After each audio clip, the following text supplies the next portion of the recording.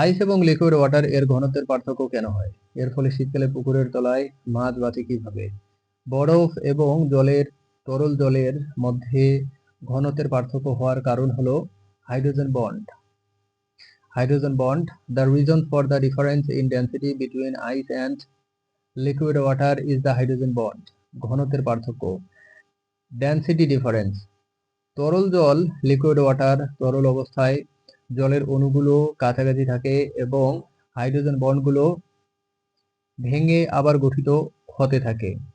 এই অবস্থায় জলের অণুগুলো একে অপরের থেকে খুব বেশি দূরে সরে যেতে পারে না, তাই ঘনত্ব বেশি থাকে। Liquid water. In the liquid state, water molecules are close together and hydrogen bonds are constantly broken and reformed. In this state, water molecules cannot move too far away from each other, so the density is higher. বরফ, ice. যখন জল জমে বরফ হয় তখন hydrogen বন্ডগুলো একটি নির্দিষ্ট কাঠামো তৈরি করে। এই কাঠামোতে প্রতিটি জলের অণু 4টি অন্যান্য জলের অণুর সাথে যুক্ত থাকে এবং একটি ত্রিমাত্রিক জালিকা গঠন করে। এই জালিকা কাঠামোতে অণুগুলোর মধ্যে ফাঁকা স্থান বেশি থাকে, যার ফলে বরফের ঘনত্ব তরল জলের চেয়ে কম হয়। আইস.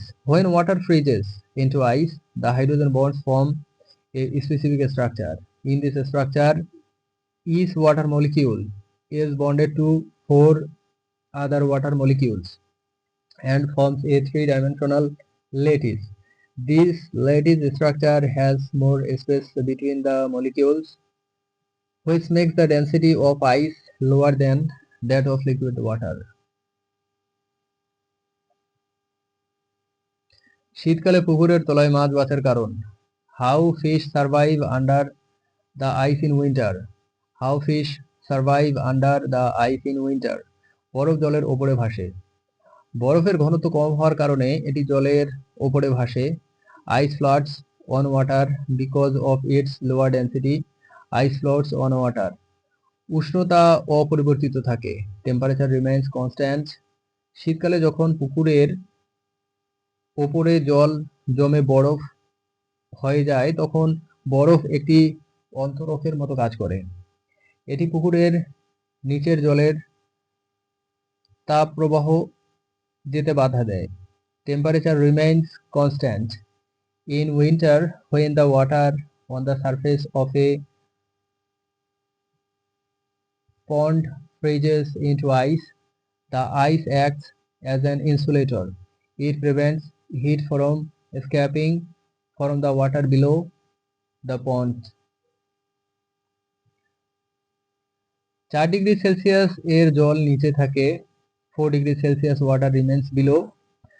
জলের ঘনত্ব 4 ডিগ্রি সেলসিয়াস তাপমাত্রায় সবচেয়ে বেশি হয়, তাই পুকুরের উপরের জল যখন ঠান্ডা হতে শুরু করে তখন 4 ডিগ্রি সেলসিয়াস তাপমাত্রার জল নিচে নেমে যায় এবং উপরের জল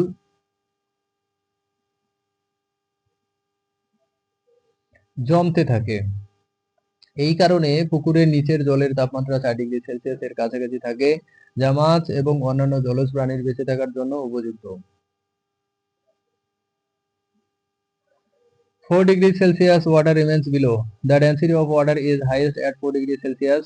So when the water on the surface of the pond starts to cool, the 4 degrees Celsius water goes down and the water above starts to freeze. Because of this, the temperature of the water below the pond remains close to 4 degrees Celsius, which is suitable for the survival of fish and other aquatic animals. সংক্ষেপে, in summary, বরফের ঘনত্ব কম হওয়ার কারণে এটি জলের উপরে ভাসে এবং শীতকালে পুকুরের জল জমে বরফ হয়ে গেলে নিচের জলের তাপমাত্রা প্রায় 4 ডিগ্রি সেলসিয়াসের কাছাকাছি থাকে, যা মাছ এবং অন্যান্য জলজ প্রাণীর বেঁচে থাকার জন্য সহায়ক। Because of the lower density of ice, it floats on water, and when the water on the surface of the pond freeze in winter, the temperature of the water below remains close to 4 degrees Celsius, which helps fish and other aquatic animals to survive.